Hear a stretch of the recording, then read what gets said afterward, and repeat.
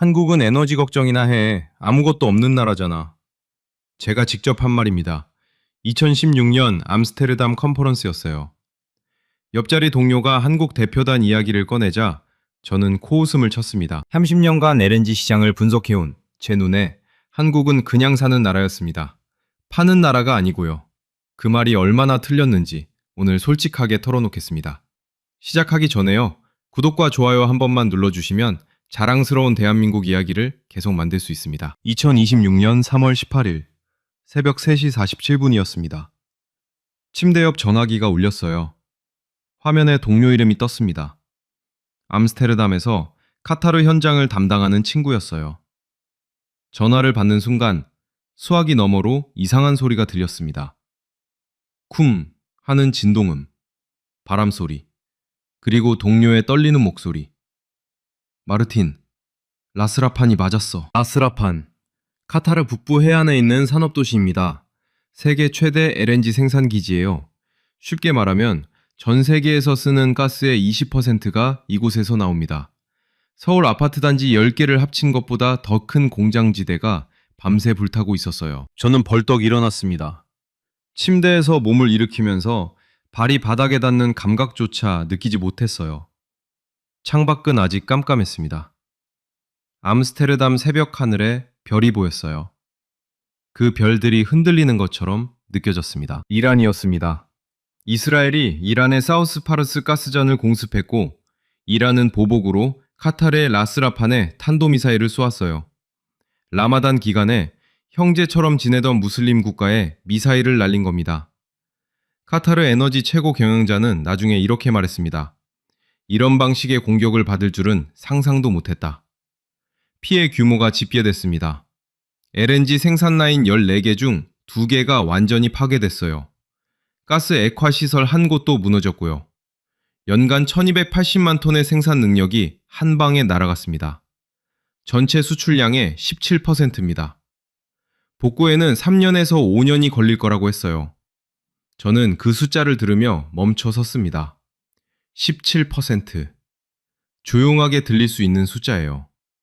그런데 카타르가 세계 LNG의 20%를 공급하는 나라라는 걸 생각하면 이야기가 달라집니다. 전 세계 가스 공급망의 거대한 축 하나가 갑자기 기울어진 겁니다. 유럽이 쓰는 LNG, 일본이 쓰는 LNG, 중국이 쓰는 LNG, 그 공급 사슬 전체가 흔들렸어요. 3월 24일, 카타르 에너지가 공식 성명을 발표했습니다. 한국, 중국, 이탈리아, 벨기에에 대한 LNG 장기 공급 계약을 이행할 수 없다는 내용이었어요. 최장 5년간의 불가항력 선언이었습니다. 불가항력. 전쟁이나 자연재해처럼 인간이 통제할 수 없는 사건이 발생했을 때 계약 의무를 지키지 못해도 법적 책임을 면제받는 조항입니다. 카타르가 그 카드를 꺼낸 거예요. 한국을 포함한 4개국에게. 제 전화기가 다시 울리기 시작했습니다. 도쿄에서, 베를린에서, 런던에서 에너지업계 동료들이 하나씩 연락을 해왔어요. 모두 같은 질문이었습니다. 어떻게 대응하지? 저는 그 질문들을 받으며 이상한 감각을 느꼈어요. 뭔가가 머릿속에서 조각조각 맞춰지고 있었습니다. 아직 완전하지 않은 그림이었어요. 그런데 그 조각들 중에 계속 한 나라 이름이 떠올랐습니다. 한국. 제가 2016년에 에너지 걱정이나 해 라고 코웃음 쳤던 그 나라. 3월 25일 오전 한국 정부가 입장을 발표했습니다. 수급 관리에 문제 없다. 이미 대비 계획이 마련돼 있다. 저는 그 문장을 3번 읽었습니다. 세계 LNG의 20%가 사라진 날, 일본이 비상이고 유럽이 패닉인 그날, 한국만 조용했어요. 무슨 일이 있었던 걸까요? 저는 노트북을 열지 않았습니다. 서류를 꺼내지도 않았어요. 대신 창문을 열었습니다. 암스테르담의 새벽 공기가 방 안으로 들어왔어요. 차갑고 선명한 냄새였습니다. 30년이 걸렸습니다. 한국이 무엇을 하고 있었는지 제가 이해하는데 그 이야기를 지금 시작하려 합니다. 하지만 먼저 10년 전으로 돌아가야 해요. 제가 코웃음을 쳤던 그 컨퍼런스 홀로요. 그날 한국 대표단 맞은편에 앉아있던 사람이 저였습니다. 그리고 그날 한국에서 온 그 사람이 제게 했던 말을 저는 완전히 무시했어요. 그 말이 무엇이었는지 아직은 말씀드릴 수가 없습니다. 하지만 한 가지만 말씀드릴게요. 그때 제가 조금만 귀를 기울였더라면 저는 30년을 다시 살지 않아도 됐을 겁니다. 2016년 6월이었습니다. 암스테르담 RIA 컨벤션 센터, 유럽 최대 LNG 업계 컨퍼런스가 열리는 곳이에요. 제가 20년 넘게 매년 참석하던 행사였습니다. 커피 한 잔을 들고 홀 안으로 들어서면 낯익은 얼굴들이 보였죠. 카타르에서 온 사람, 호주에서 온 사람, 미국 텍사스에서 온 사람, 모두 가스를 사고 파는 사람들이었습니다. 저는 그때 막 아내와 다투고 온 참이었어요. 사소한 다툼이었습니다. 출장이 너무 잦다는 거였어요. 1년에 180일을 호텔에서 자는 남편에게 아내는 지쳐 있었습니다. 비행기에서 내리면서 아내에게 문자를 보냈어요. 잘 다녀올게. 답장은 없었습니다. 컨퍼런스 홀 한쪽 구석에 낯선 그룹이 있었어요. 아시아 얼굴들이었는데 영차를 보니 한국에서 온 대표단이었습니다. 한국가스공사. 에너지 업계에서 한국은 그때까지 그냥 큰 고객이었어요. 사는 쪽, 파는 쪽이 아닌. 제 옆에 동료 클라우스가 있었습니다. 독일 에너지 컨설팅 회사 출신이었는데 이 업계에서 25년을 일한 친구예요. 클라우스가 한국 대표단을 바라보며 말했습니다. 저 사람들 뭐하러 왔대? 저는 피식 웃었어요. 카타르한테 싸게 달라고 조르러 왔겠지? 그건 당시 업계의 분위기였습니다. 한국은 2016년 기준으로 수입하는 LNG의 35%를 카타르 한 나라에서 가져오고 있었어요. 3개 중 하나 이상이 카타르산이었습니다. 끊기면 나라가 멈추는 구조였죠. 그러니 매년 이 컨퍼런스에 와서 공급사들에게 잘 보이는 게 한국 대표단의 주된 역할처럼 보였습니다. 적어도 저는 그렇게 생각했어요. 그때 한국 대표단 중 한 명이 저희 쪽으로 걸어왔습니다. 40대 중반쯤 돼 보이는 남자였어요. 차분한 인상이었습니다. 명함을 건넸어요. 저는 받았지만 제대로 읽지 않았습니다. 그 사람이 영어로 말했어요. 혹시 다변화 전략 쪽 세션 들으셨어요? 저희가 발표 하나 준비했는데. 다변화 전략. 저는 내심 코웃음이 나왔습니다. 한국이 다변화를요? 카타르 없이는 겨울을 날 수 없는 나라가. 나중에요. 저는 짧게 답하고 돌아섰습니다. 클라우스가 낮게 웃었어요. 애들이 공부 열심히 했나 봐. 그게 전부였어요. 그 대화는 거기서 끝났습니다. 저는 커피를 다시 한 모금 마시고 카타르 측 테이블로 자리를 옮겼어요. 진짜 중요한 사람들이 거기 있었으니까요. 그날 저녁 호텔방에서 아내에게 전화를 걸었습니다. 신호가 3번 갔지만 받지 않았어요. 창밖에는 운하가 보였습니다. 암스테르담의 여름밤은 길었어요. 저는 한참 그 운하를 바라봤습니다. 한국 대표단 이야기는 완전히 잊어버렸습니다. 명함도 어디선가 잃어버렸어요. 그런데 이상한 일이 일어나기 시작했습니다. 1년 뒤, 2년 뒤, 업계 보고서에 한국이 조금씩 달라 보이기 시작했어요. 카타르 의존도가 줄고 있었습니다. 처음엔 그냥 숫자 하나라고 생각했어요. 통계는 늘 오락가락하니까요. 2018년에 클라우스가 말했습니다. 한국이 호주랑 장기 계약 2건 더 맺었대. 저는 어깨를 으쓱했어요. 호주가 싸게 팔았나 보지? 2020년 카타르 의존도가 20%대로 내려왔다는 데이터가 나왔을 때도 저는 그냥 넘겼습니다. 원래 에너지 시장은 이렇게 변합니다. 큰 그림은 변하지 않는다고 생각했거든요. 한국은 여전히 사는 나라니까요. 저는 틀렸습니다. 그해 아내가 쓰러졌어요. 진단명은 뇌졸중이었습니다. 저는 그 주에 싱가포르 출장이 예정돼 있었어요. 출장을 취소하고 병원으로 달려갔습니다. 병원 복도에 앉아 있는데 클라우스한테서 문자가 왔어요. 싱가포르 잘 다녀와. 연락이 닿지 않았던 거였습니다. 저는 답장을 보내지 않았어요. 아내는 6개월을 투병했습니다. 그리고 2023년 봄 떠났어요. 그 뒤로 저는 다시 일에 매달렸습니다. 빈 집에 있는 것보다 공항이 나았으니까요. 보고서를 썼습니다. 컨퍼런스에 나갔어요. 인터뷰를 했습니다. 한국 이야기는 여전히 제 분석 보고서의 한 줄짜리 각주였어요. 수입선 다변화 진행 중. 그런데 2026년 3월 카타르가 끊겼습니다. 그제야 저는 그 각주를 다시 펼쳤어요. 그리고 손이 멈췄습니다. 10년 동안 그 각주 안에서 무슨 일이 쳤습니다. 10년 동안 그 각주 안에서 무슨 일이 일어나고 있었는지 저는 단 한 번도 제대로 들여다보지 않았던 겁니다. 2016년 컨퍼런스에서 제게 명함을 건넸던 그 남자. 그가 말했던 다변화 전략 세션. 저는 그걸 무시하고 카타르 테이블로 걸어갔어요. 그가 그날 발표에서 뭘 말했는지 저는 뒤늦게 기록을 찾아봤습니다. 내용을 읽는데 3분이 걸리지 않았어요. 읽고 나서 저는 한참 동안 의자에서 일어나지 못했습니다. 2016년 암스테르담 컨퍼런스. 한국 대표단이 발표한 세션 제목은 이랬습니다. 2030 수입선 다변화 로드맵. 카타르 의존도 15% 이하 목표. 저는 그 문서를 10년 뒤에야 읽었어요. 2016년 당시 한국의 카타르 의존도는 35.5%였습니다. 그 숫자를 15% 아래로 낮추겠다는 목표를 세웠다는 건데요. 업계 사람들이 들었다면 비웃었을 겁니다. 저도 그 자리에 있었다면 비웃었을 테고요. 그런데 한국은 실제로 해냈습니다. 14.9%, 2025년 기준 한국의 카타르산 LNG 비중입니다. 목표치 이하로 낮춘 겁니다. 딱 10년 만이에요.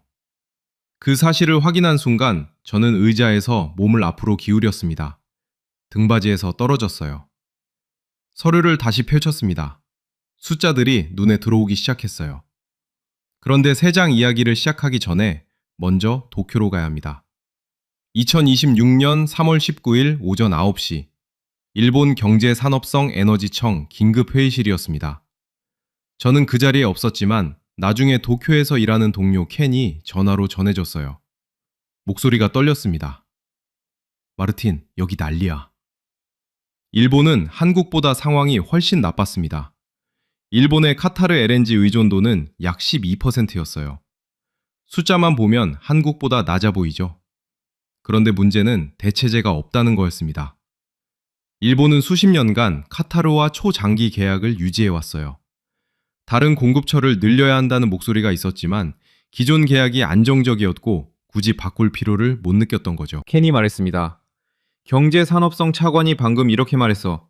카타르를 대체할 단기 물량이 없다고. 현물 시장에서 끌어와야 하는데 유럽이랑 중국이 동시에 달려들면 가격이 3배는 뛸 거라고. 저는 수화기를 쥔 손에 힘이 들어가는 걸 느꼈습니다. 켄이 이어서 말했어요. 근데 이상한 게 있어. 한국이 조용하대. 한국 산업부가 오전에 발표를 했는데 수급 관리에 문제 없다고 했어. 어떻게 그게 가능해? 저도 같은 질문을 하고 있었습니다. 일본만이 아니었어요. 유럽도 비상이었습니다. 카타르 LNG의 80%는 아시아 태평양 지역으로 향하던 물량이에요. 그게 끊기면서 아시아 전체가 현물 시장에 뛰어들 게 뻔했고 유럽이 확보할 수 있는 물량도 동시에 줄어드는 구조였거든요. 에너지 분석 기업 클러플러가 발표했습니다. 대체 공급원이 카타르 손실분을 보충할 수 없는 구조다. 그 문장 하나로 시장이 흔들렸어요. LNG 현물 가격이 하루 만에 30% 가까이 뛰었습니다. 유럽 가스 선물 시장은 거래가 일시 정지됐어요. 저는 그날 오후 내내 전화를 받았습니다. 클라우스한테서, 싱가포르 동료한테서, 런던 에너지 펀드 매니저한테서 모두 같은 말이었어요. 한국은 어떻게 준비했지? 그 질문이 반복될수록 저는 10년 전 제가 무시했던 그 발표 자료를 더 깊이 들여다보기 시작했습니다. 2016년 이후 한국이 새로 맺은 장기 계약 목록이 나왔어요. 호주 우드사이드, 미국 사빈패스, 말레이시아 페트로나스. 한 건씩 두 건씩 조용히 계약을 늘려갔습니다. 한국 언론에서도 크게 다루지 않는 소식들이었어요.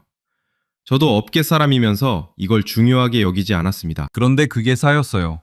카타르 35%에서 호주 31%, 말레이시아 16%, 카타르 14%. 공급처가 세 다리로 나뉜 구조가 만들어진 겁니다. 한 다리가 부러져도 두 다리로 설 수 있는 구조. 저는 거기서 멈췄습니다. 아내 생각이 났어요. 2020년 그녀가 쓰러지기 전 저는 늘 이렇게 말했습니다. 내가 이 일을 그만두면 뭐가 남아? 이게 전부야. 한 가지에 모든 걸 걸었던 남자였어요. 아내가 곁에 없어진 뒤에야 그게 얼마나 위험한 구조였는지 알았습니다. 한국은 알고 있었던 거예요. 한 곳에 기대면 안 된다는 걸. 그런데 제가 정말 충격받은 건 그 다음이었습니다. 한국 정부 문서를 더 찾아봤어요. 2026년 2월, 이란 전쟁이 발발하기 직전에 이미 한국은 카타르 공급제로 시나리오를 가정한 비상 계획을 수립해 놓은 상태였습니다. 전쟁이 터지기 전부터요. 저는 그 문장 앞에서 한참을 멈춰 섰습니다. 전쟁이 터지기 전부터 카타르가 끊길 경우를 대비했다는 건 그냥 운이 아니라는 뜻이에요. 그냥 숫자를 낮춘 게 아니라는 뜻이고요. 누군가 오래전부터 이걸 설계하고 있었다는 뜻입니다. 그렇다면 누가, 언제부터, 어떻게? 저는 전화기를 내려놓고 서재 창문 쪽으로 걸어갔습니다. 암스테르담 운하가 보였어요. 석 달 전 아내 기일에도 저는 이 창문 앞에 서 있었습니다. 혼자였어요. 10년 전 컨퍼런스에서 명함을 건네던 그 남자가 다시 생각났습니다. 그의 이름을 이제야 제대로 찾아봤어요. 한국가스공사 에너지전략팀 소속이었습니다. 발표 자료 맨 마지막 장에 이런 문장이 있었어요. 에너지 안보는 위기가 닥쳤을 때 시작하면 늦습니다. 저는 그 문장을 읽고 서재를 나왔습니다. 코트를 집어들었어요. 밖으로 나가야 했습니다. 가만히 앉아 있을 수가 없었거든요. 그런데 현관문을 열기 직전에 핸드폰이 다시 울렸습니다. 클라우스였어요. 마르틴, 내일 긴급 화상회의가 잡혔어. 런던 에너지 포럼에서 발표자 찾는데 너한테 연락 왔어. 한국이 왜 준비됐나는지 설명할 수 있는 사람이 너밖에 없대. 저는 현관문 앞에서 잠시 멈췄습니다. 한국이 왜 준비됐는지 설명하라고요? 저는 아직 그 이유를 반도 이해하지 못한 사람인데. 런던 화상회의 전날 밤이었습니다. 저는 서재에 앉아 2020년 출장 노트를 꺼냈어요. 아내가 쓰러지기 2달 전, 제가 마지막으로 한국에 갔던 해였습니다. 그때는 별 생각 없이 갔었어요. 아시아 에너지 시장 조사 출장이었는데 한국 일정은 솔직히 형식적인 거였습니다. 도쿄에서 이틀, 싱가포르에서 이틀, 그리고 서울에서 반나절. 그게 전부였어요. 근데 그 반나절이 있었습니다. 2020년 9월, 인천 송도에 있는 한국가스공사 본사였어요. 담당자가 터미널 현장을 보여주겠다고 했을 때 저는 솔직히 시간 낭비라고 생각했습니다. LNG 터미널은 어딜 가나 비슷하니까요. 거대한 탱크, 배관, 하역시설. 새로운 게 있을 리 없다고 생각했어요. 그런데 현장 안으로 들어가는 순간 저는 걸음을 멈췄습니다. 규모가 달랐어요. 탱크가 늘어 있었습니다. 제가 마지막으로 왔을 때보다 훨씬 많았어요. 담당자에게 물었습니다. 언제 증설한 거예요? 그가 답했어요. 2017년부터 매년 한두 개씩 추가하고 있습니다. 저는 숫자를 암산했어요. 탱크 하나에 대략 20만 킬로리터. 그게 여러 기였습니다. 단순 계산으로도 수십일치 비축량이었어요. 왜 이렇게 많이 늘렸어요? 담당자가 잠시 저를 바라봤습니다. 그리고 말했어요. 언제 어디서 공급이 끊길지 모르니까요. 저는 그 말을 듣고 고개를 끄덕였습니다. 당시엔 그냥 교과서적인 대답이라고 생각했어요. 에너지 안보, 공급 다변화. 다들 말은 그렇게 하니까요. 그런데 그 옆에 뭔가가 더 있었습니다. 회의실로 돌아와서 담당자가 서류 하나를 테이블 위에 올려놨어요. 계약 현황 자료였습니다. 한국가스공사가 그해까지 체결한 장기 공급 계약 목록이었어요. 저는 그 서류를 훑어보다가 손이 멈췄습니다. 호주, 미국, 말레이시아, 오만, 파푸아 뉴기니, 카타르가 아닌 나라들과 체결한 장기 계약이 그 전해에만 3건이었어요. 10년 이상짜리 계약들이었습니다. 금액이 아니라 물량 기준으로 봤을 때 카타르 의존도를 낮추는 속도가 예상보다 훨씬 빨랐어요. 저는 담당자에게 물었습니다. 이게 정부 방침이에요? 아니면 공사 자체 판단이에요? 그가 조용히 웃었습니다. 둘 다입니다. 2016년부터 정부와 공사가 같은 방향을 보고 있어요. 국가 에너지 전략이 바뀌었습니다. 저는 그 말을 들으며 잠깐 생각에 잠겼어요. 네덜란드 출장 가방 안에는 그 주에 제출할 보고서 초안이 있었습니다. 아시아 LNG 시장 전망이었는데 한국 관련 항목엔 이렇게 써 있었어요. 한국, 안정적 수요국, 카타르 의존도 높음, 가격 협상력 약함. 저는 회의실 의자에 앉은 채 그 문장이 생각났어요. 고쳐야 할 것 같았습니다. 하지만 고치지 않았어요. 그냥 냈습니다. 돌아오는 비행기에서 아내에게 전화했습니다. 이번엔 받았어요. 잘 지냈어? 아내가 물었습니다. 한국이 생각보다 흥미롭더라. 저는 그렇게 말했어요. 그게 전부였습니다. 그 이상 이야기하지 않았어요. 그리고 2달 뒤 아내가 쓰러졌습니다. 그 뒤로 저는 한국 이야기를 더 이상 들여다보지 않았어요. 아내 병원을 오가는 것만으로도 시간이 부족했고 퇴원 후에도 돌봄과 재활로 3년이 흘렀습니다. 보고서는 다른 동료들이 대신 썼어요. 출장도 줄었습니다. 2023년 아내가 떠난 뒤 저는 다시 일에 매달렸어요. 근데 이상하게 예전만큼 집중이 되지 않았습니다. 보고서를 쓰다가 멈추고 컨퍼런스 발표를 하다가 목이 막혔습니다. 30년 동안 에너지 시장 말고는 다른 게 없었는데 아내가 없는 세상에서 그 시장이 예전만큼 중요하게 느껴지지 않았어요. 그러다 2026년 3월이 왔습니다. 2020년 인천에서 봤던 그 서류들. 그때 손이 멈췄을 때 제가 더 파고들었더라면 어땠을까? 저는 서재 노트를 덮으면서 그 생각을 했어요. 근데 이제 알게 된 것들이 있었습니다. 한국이 그 계약들을 체결하는 동안 뒤에서 조용히 진행된 일들이 있었어요. 탱크를 늘린 것, 계약처를 늘린 것. 그게 단순한 수치 조정이 아니라 누군가의 치밀한 설계였다는 것. 그리고 그 설계가 2026년 3월 세계 LNG 20%가 날아간 그날 처음으로 모습을 드러냈다는 것. 저는 노트를 서랍에 넣었습니다. 그리고 아내 사진을 봤어요. 책상 위에 있는 작은 액자였어요. 인천에서 돌아오던 그해 여름에 찍은 사진이었습니다. 아내가 웃고 있었어요. 저는 그 사진 앞에서 짧게 말했습니다. 당신 말이 맞았어. 제대로 봐야 한다고 했잖아. 다음날 런던 화상회의가 기다리고 있었어요. 저는 발표 자료를 열었습니다. 첫 장 제목을 고쳤어요. 기존 제목, 카타르 LNG 위기와 시장 전망. 새 제목, 왜 한국만 준비돼 있었는가. 파일을 저장하고 화면을 닫으려는 순간 알림 하나가 떴습니다. 호주 다위낭에서 LNG선이 출항했다는 뉴스였어요. 목적지는 한국 인천이었습니다. 카타르 공백이 생긴 지 닷새 만에. 저는 그 뉴스를 읽으며 자리에서 일어났습니다. 코트를 집었어요. 호주로 가야 했습니다. 직접 봐야 했어요. 그것도 충분하지 않다는 걸 이제는 알았으니까요. 호주 다위낭, 북부 준주 해안선 끝자락입니다. 비행기에서 내리는 순간 열기가 얼굴을 덮쳤어요. 3월인데도 섭씨 34도였습니다. 암스테르담에서 직항이 없어서 싱가포르를 경유했어요. 총 비행시간 21시간. 저는 비행기 안에서 잠을 거의 못 잤습니다. 터미널 밖으로 나오자 렌터카 기사가 기다리고 있었어요. 한국까지 40분 거리였습니다. 차창 밖으로 붉은 흙이 보였어요. 호주 북부 특유의 붉고 건조한 땅이었습니다.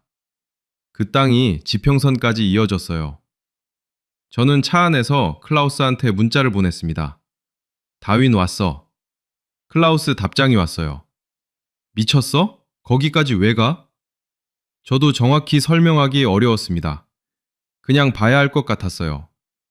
보고서에 숫자를 쓰기 전에 실제로 눈으로 확인하고 싶었습니다.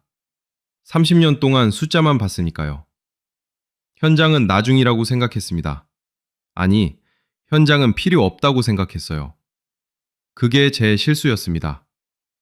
다윈 LNG 터미널 입구에서 현장 담당자 애나가 기다리고 있었어요. 호주 우드사이드 소속이었습니다. 30대 중반쯤 돼 보이는 여성이었는데 악수를 하는 손이 단단했어요. 마르틴 씨, 타이밍이 절묘하네요. 제가 물었습니다. 무슨 타이밍이요? 애나가 항구 쪽을 가리켰어요. 저는 고개를 돌렸습니다. 거기 있었습니다.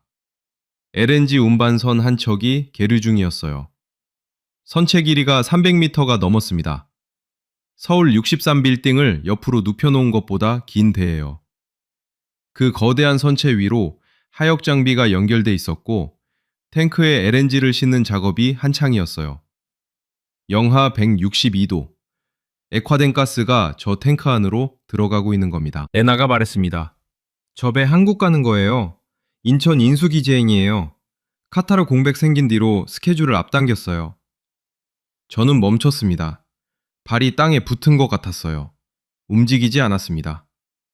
저 배가 지금 출항 준비를 하고 있다는 게 어떤 의미인지 저는 알고 있었거든요. 카타르가 끊겼습니다. 세계 LNG의 20%가 날아갔어요.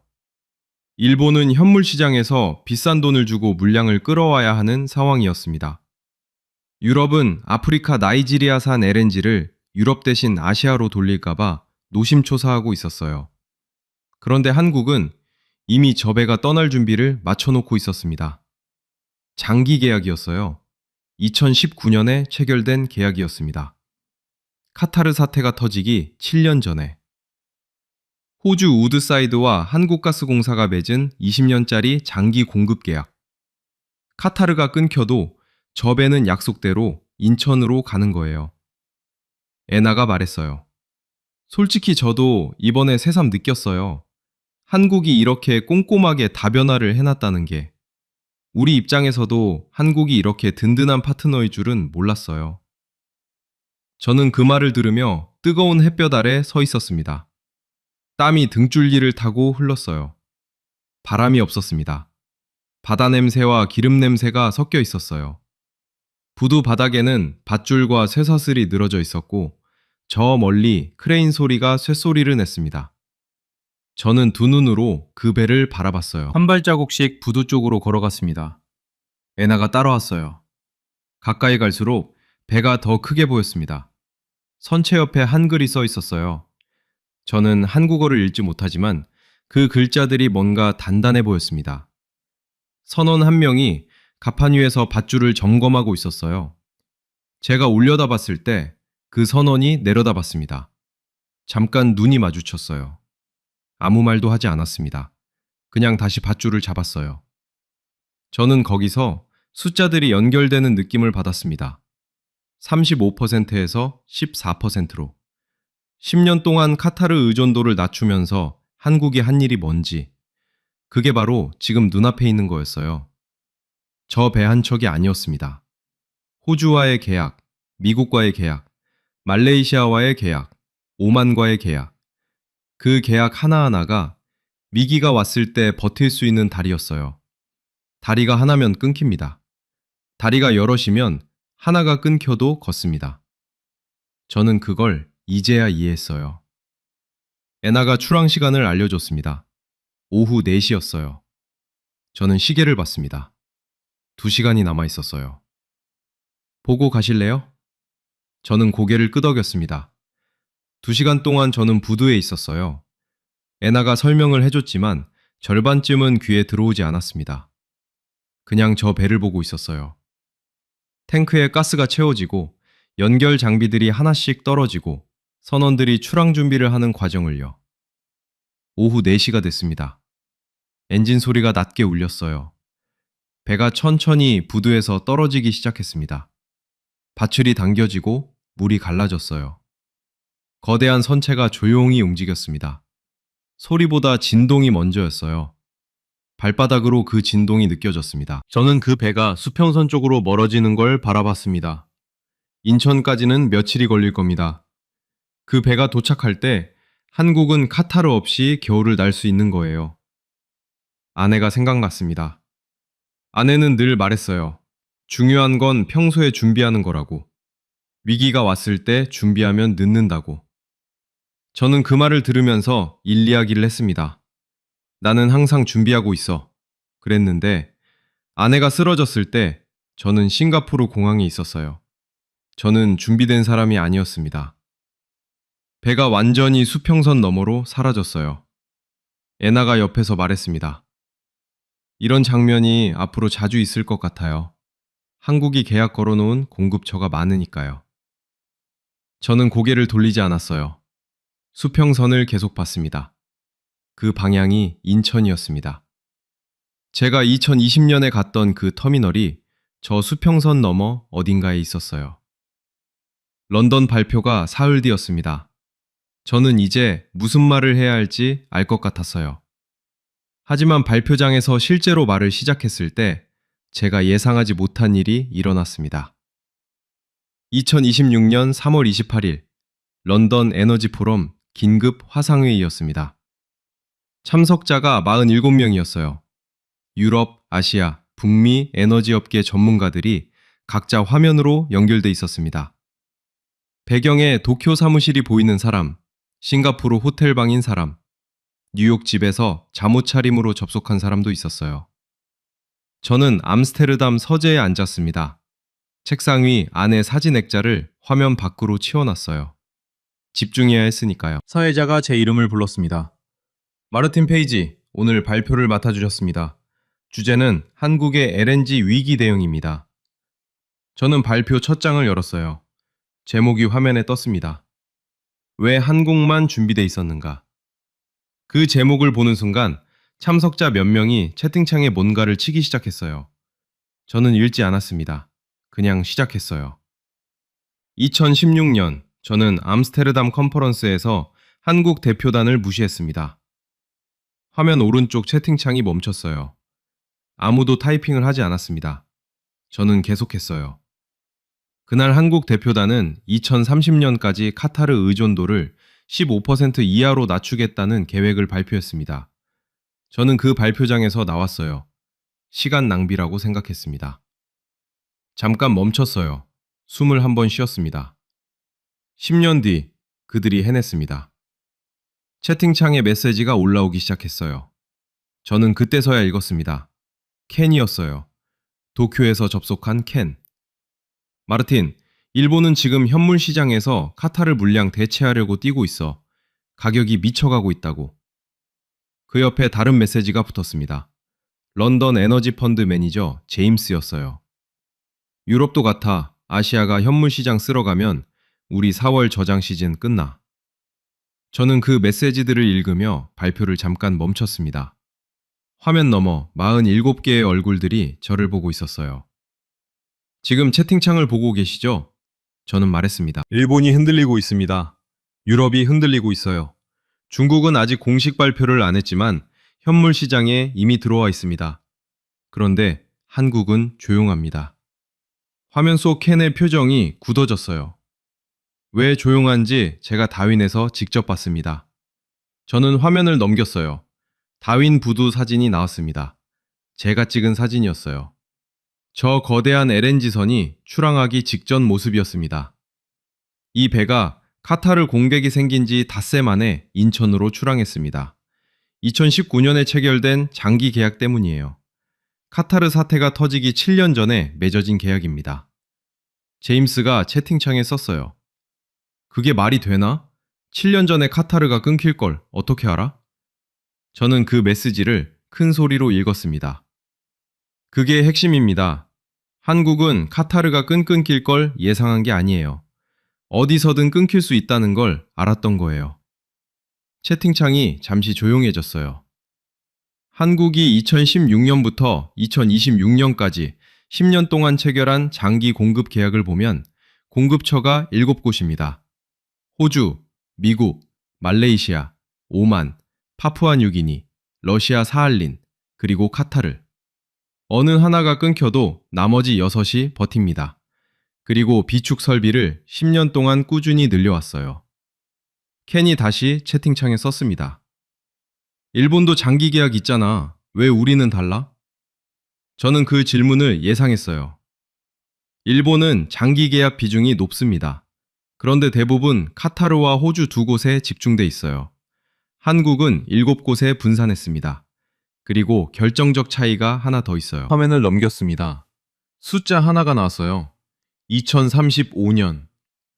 한국가스공사가 2026년 현재 보유한 장기 계약 물량의 평균 만료 연도입니다. 지금부터 9년 뒤예요. 지금 이 위기가 5년 동안 지속된다 해도 한국은 계약 기간 안에 있습니다. 제임스가 채팅창에 썼어요. 그걸 어떻게 2016년에 알고 설계했지? 저는 발표를 멈췄습니다. 화면을 끄지 않았어요. 그냥 잠시 멈췄습니다. 47개의 화면이 저를 바라보고 있었어요. 도쿄의 켄, 런던의 제임스, 싱가포르의 동료들 모두 조용했습니다. 저는 말했어요. 저는 30년 동안 에너지 시장을 분석했습니다. 그런데 오늘 이 자리에서 솔직하게 말씀드려야 할 게 있어요. 21번 쉬었습니다. 저는 한국을 30년 동안 잘못 봤습니다. 채팅창이 완전히 멈췄어요. 아무도 타이핑을 하지 않았습니다. 한국을 사는 나라라고만 봤어요. 파는 나라는 아니고 전략을 설계하는 나라도 아니라고 생각했습니다. 그건 제 오만이었어요. 그리고 지금 세계가 패닉하는 동안 한국이 조용한 이유가 바로 그 오만의 반대편에 있습니다. 켄이 채팅창에 한 줄을 썼어요. 그럼 우리는 어떻게 해야 해? 저는 그 질문을 보며 고개를 들었습니다. 화면 가득 사람들의 얼굴이 보였어요. 그런데 그 순간 채팅창 한쪽에서 다른 메시지가 올라왔습니다. 일본 측 참석자 중 누군가가 쓴 거였어요. 이름은 없었습니다. 익명이었어요. 솔직히 말하면 일본도 2016년 그 컨퍼런스에 있었습니다. 우리도 한국 발표를 무시했어요. 저는 그 문장을 읽고 화면을 오래 바라봤습니다. 발표가 끝난 뒤 참석자들이 하나씩 접속을 끊었어요. 마지막까지 화면에 남아있던 건 켄이었습니다. 도쿄 사무실 창밖으로 도쿄타워가 보였어요. 켄이 카메라를 바라보며 말했습니다. 마르틴, 나 오늘 발표 듣고 부장한테 보고서 다시 썼어. 한국 분석 항목 전두. 저는 고개를 끄덕였어요. 나도 다시 써야지. 켄이 웃었습니다. 그리고 접속을 끊었어요. 화면이 꺼졌습니다. 서재에 저 혼자 남았어요. 책상 위 안의 사진을 다시 제자리에 놓았습니다. 창밖에는 암스테르담 운하가 있었어요. 저녁 햇살이 수면에 닿아 반짝였습니다. 그런데 저는 그 운하를 보면서 다른 것을 떠올렸어요. 다윈부두에서 수평선으로 사라지던 그 배, 그리고 그 배가 향하던 방향, 인천. 한국이 10년 동안 무엇을 했는지 저는 이제 반쯤은 알 것 같았습니다. 하지만 반쪽이 남아 있었어요. 그 설계가 어디서 시작됐는지, 누가 처음 그 방향을 잡았는지. 그 이야기는 숫자 안에 없었습니다. 보고서 안에도 없었어요. 그것은 사람 안에 있었습니다. 오래전부터 이 땅에서 살아온 사람들 안에요. 그 이야기를 찾으러 저는 인천으로 갔습니다. 런던 화상회의가 끝나고 사흘 뒤였어요. 켄한테서 문자가 왔습니다. 마르틴, 어디야? 저는 답했어요. 인천. 켄이 다시 썼습니다. 또 거기야? 저는 답장을 보내지 않았어요. 한국가스공사 인천 인수기지 담당자가 공항에서 기다리고 있었습니다. 40대 초반의 남자였어요. 이름이 박 과장이었습니다. 차를 타고 이동하면서 그가 먼저 말했어요. 저희 부서에 오래된 분들이 계세요. 다변화 프로젝트 초기부터 함께한 분들이요. 만나보시겠어요? 저는 고개를 끄덕였습니다. 회의실에 3명이 앉아 있었어요. 50대 후반, 60대 초반쯤 돼 보이는 분들이었습니다. 박 과장이 소개했어요. 이분들이 2016년 암스테르담 컨퍼런스 때 발표를 준비했던 팀원들이라고 했습니다. 저는 잠깐 멈췄어요. 그 컨퍼런스, 제가 코웃음을 치고 자리를 뜬 그 발표를 이분들이 준비했다는 거였습니다. 저는 자리에 앉으며 말했어요. 그날 저는 그 발표장에서 나왔습니다. 죄송합니다. 세 분이 잠깐 서로를 봤어요. 그러고는 가장 오래돼 보이는 분이 웃었습니다. 많이들 그러셨어요. 우리도 알고 있었습니다. 그분이 이야기를 시작했어요. 2016년이 아니라 더 이전부터였습니다. 1990년대 말, 한국이 처음으로 에너지 공급 다변화를 검토하기 시작했을 때 이야기였어요. 그분은 그때 신입사원이었다고 했습니다. 저희 아버지가 1970년대에 사우디아라비아에 계셨어요. 갑자기 그 말이 나왔어요. 저는 고개를 들었습니다. 건설 현장 노동자셨어요. 낮 기온이 52도인 사막에서 파이프를 잡았습니다. 손바닥에 굳은 살이 짐승 발바닥처럼 박혔어요. 매달 월급의 절반을 봉투에 넣어 한국으로 붙이셨죠. 편지에는 늘 이렇게 쓰셨대요. 잘 지내고 있습니다. 걱정 마세요. 그분이 잠깐 멈췄어요. 힘들다는 말은 단 한마디도 없었다고 하셨습니다. 회의실이 조용해졌어요. 그 돈이 저희 집 전세 보증금이 됐고 제 대학 등록금이 됐어요. 저는 그걸 알고 이 회사에 들어왔습니다. 그래서 에너지 안보 이야기가 나올 때마다 저는 그 굳은 살 박힌 손이 생각납니다. 저는 그 말을 들으며 손이 떨렸어요. 다른 분이 이어서 말했습니다. 저희 어머니는 1960년대 구로공단에 계셨어요. 새벽 4시에 공장 불이 켜졌습니다. 기숙사 방 하나에 6명이 살았어요. 손이 얼어도 재봉틀에서 떠나지 않으셨죠. 월급날이면 우체국에 가셨어요. 그 돈이 남동생 학비가 됐습니다. 어머니는 그걸 당연하다고 하셨어요. 저는 두 분의 이야기를 들으며 아무 말도 하지 못했습니다. 30년 동안 에너지 시장을 분석했어요. 수십 개 나라의 에너지 정책을 들여다봤습니다. 그런데 이런 이야기는 보고서에 없었어요. 숫자 뒤에 이런 것들이 있었다는 걸 저는 한 번도 생각해 본 적이 없었습니다. 그분들이 말했어요. 우리가 에너지 다변화를 설계할 때 머릿속에 있었던 건 아버지와 어머니였습니다. 그분들이 손바닥이 터지도록 일해서 만든 나라가 에너지 하나 때문에 흔들리면 안 된다고 생각했어요. 저는 눈시울이 뜨거워지는 걸 느꼈습니다. 참았어요. 외국인 전문가가 한국 회의실에서 눈물을 보이면 안 된다고 생각했거든요. 그런데 참기가 어려웠습니다. 박 과장이 조용히 말했어요. 저희 아버지는 파독 광부셨어요. 파독. 저는 그 단어를 알고 있었습니다. 1960년대 서독 탄광으로 파견된 한국인 광부들이었어요. 지하 1200m, 사방이 암흑인 곳에서 석탄을 캤습니다. 아버지가 독일에 계실 때 보내신 편지가 있어요. 딱 한 줄이었습니다. 박 과장이 잠깐 눈을 감았어요. 나는 괜찮다. 너는 공부해라. 회의실 안에 아무 소리도 없었습니다. 저는 그 순간 이해했어요.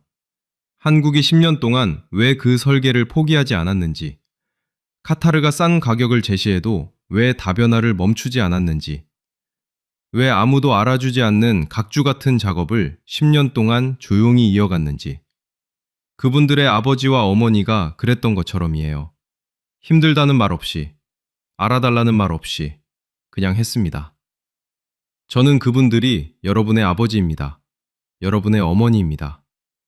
지하 1200m에서 석탄을 캤던 분들이, 52도 사막에서 파이프를 잡았던 분들이, 새벽 4시 공장불 아래서 손이 얼었던 분들이, 그분들의 땀이 오늘 이 나라의 에너지 안보가 됐습니다. 여러분이 바로 이 나라의 저력입니다. 오늘도 묵묵히 자기 자리를 지키고 계신 대한민국 국민 여러분. 그날 회의실을 나오면서 박 과장이 제게 서류 하나를 건넸어요. 2016년 암스테르담 컨퍼런스 발표 원본이었습니다. 제가 자리를 떠나 듣지 못했던 그 발표요. 마지막 장에는 이런 문장이 있었습니다. 에너지 안보는 위기가 닥쳤을 때 시작하면 늦습니다. 오늘의 준비가 내일의 조용함입니다. 저는 그 문장을 사진으로 찍었어요. 그리고 코트 안주머니에 서류를 넣었습니다. 암스테르담으로 돌아가는 비행기 안에서 저는 잠을 잤어요. 오랫동안 잠을 제대로 못 잤는데 그날은 이상하게 눈이 감겼습니다. 꿈을 꿨어요. 아내가 나왔어요. 암스테르담 운하 옆에서 웃고 있었습니다. 제대로 봤어요? 저는 꿈속에서 고개를 끄덕였어요. 이제야요. 비행기가 착륙할 때 잠에서 깼습니다. 암스테르담이었어요. 창밖에 운하가 보였습니다. 저는 가방을 들고 자리에서 일어났어요. 코트 안주머니에 손을 넣었습니다. 서류가 거기 있었어요. 그리고 이 이야기를 여러분께 전하기로 했습니다. 암스테르담으로 돌아온 지 사흘이 지났습니다. 저는 서재에 앉아 있었어요. 책상 위에 두 가지가 있었습니다. 아내 사진, 그리고 박 과장이 건네준 그 서류. 2016년 암스테르담 컨퍼런스 발표 원본이었어요. 저는 그 서류를 처음부터 끝까지 다시 읽었습니다. 천천히요. 2016년에 읽었어야 했던 것처럼요. 17장짜리 발표 자료였어요. 그래프가 있었고, 지도가 있었고, 계약 시나리오가 있었습니다. 마지막 장에 그 문장이 있었어요. 에너지 안보는 위기가 닥쳤을 때 시작하면 늦습니다. 오늘의 준비가 내일의 조용함입니다. 저는 그 문장 위에 손을 올려놨어요. 종이가 느껴졌습니다. 10년 된 종이였는데 아직 단단했어요. 30년입니다. 제가 에너지 시장에서 일한 시간이요. 30년 동안 저는 숫자를 봤습니다. 계약 물량을 받고, 공급 가격을 받고, 시장 점유율을 봤어요. 그런데 그 숫자 뒤에 무엇이 있는지는 보지 않았습니다. 저는 틀렸어요. 한국을 에너지 걱정이나 하는 나라라고 했습니다. 사는 나라라고 했어요. 전략을 설계하는 나라가 아니라고 했습니다. 그 말 하나하나가 다 틀렸습니다. 한국은 위기가 오기 전에 준비하는 나라였어요. 아무도 알아주지 않을 때 조용히 설계하는 나라였습니다. 그리고 그 설계 안에는 숫자가 아니라 사람이 있었어요.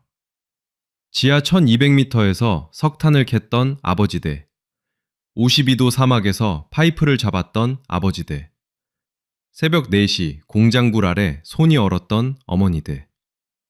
그분들이 만든 나라가 흔들리면 안 된다는 마음으로 10년을 설계한 사람들. 그 사람들이 만든 다리 위로 지금 이 순간에도 LNG 선 한 척이 바다를 가로지르고 있습니다. 저는 서류를 덮었어요.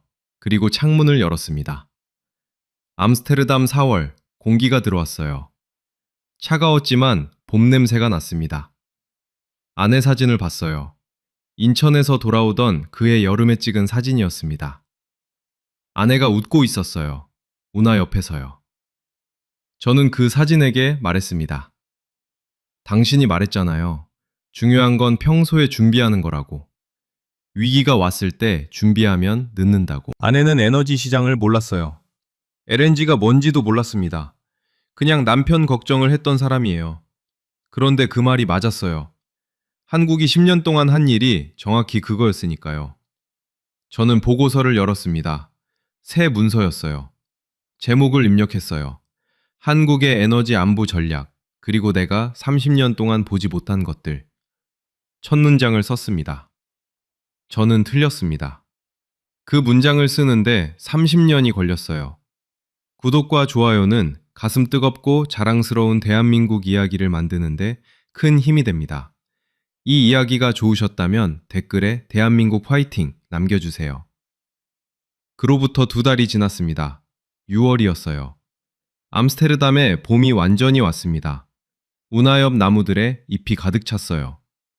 켄한테서 전화가 왔습니다. 도쿄였어요. 마르틴, 나 요즘 한국어 공부해. 저는 웃었어요. 왜요? 켄이 말했습니다. 다음 컨퍼런스에서 한국 대표단 발표 있을 때 제대로 듣고 싶어서. 저는 창밖 운하를 바라봤어요. 햇살이 수면에서 반짝이고 있었습니다. 그거 좋은 생각이에요. 전화를 끊고 저는 책상으로 돌아왔습니다. 서랍을 열었어요. 거기 2가지가 있었습니다. 하나는 박 과장이 건네준 그 서류였어요. 2016년 발표 원본. 마지막 장에 그 문장이 있는. 하나는 명함이었어요. 2016년 컨퍼런스에서 제게 건넸던 그 남자의 명함이었습니다.